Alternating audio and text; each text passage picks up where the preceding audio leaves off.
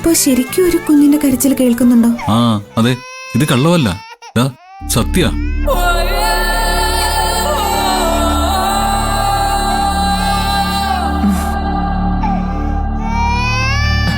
കുഞ്ഞുങ്ങളുണ്ടാവാൻ വേണ്ടി തൊട്ടിൽ കെട്ടി പ്രാർത്ഥിക്കാൻ വന്നതാണോ സാറേ?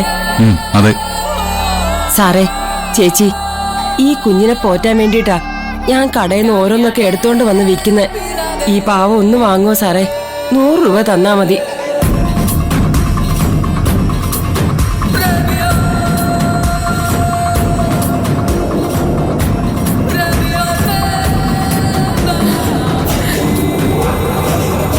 വിറ്റ് കിട്ടുന്നതിന് 10 രൂപ എനിക്ക് കിട്ടും ചേച്ചി. ആ പൈസ കൊണ്ടാ ഞാൻ എന്റെ കുഞ്ഞിന് എന്തെങ്കിലും വാങ്ങിച്ചു കൊടുക്കുന്നത്. ഇവിടെ തൊട്ടിലിട്ടി പ്രാർത്ഥിക്കുന്നവരെല്ലാം പാവയും വാങ്ങിച്ചോണ്ടാ വീട്ടിൽ പോകുന്നത്.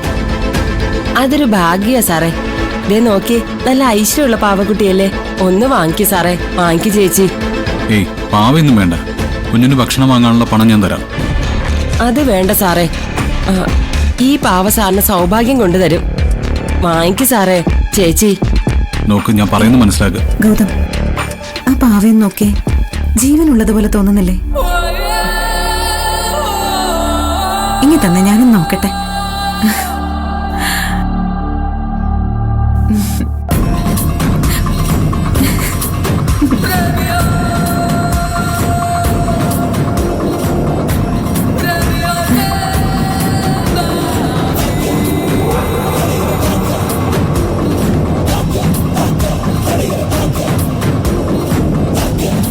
ഗൗതം, എന്താന്നറിയില്ല, ഇതിനോട് വല്ലാത്തൊരു ഇഷ്ടം അടുപ്പമൊക്കെ തോന്നുന്നു.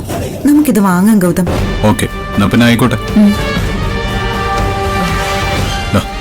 ബാക്കി വെച്ചോളൂ.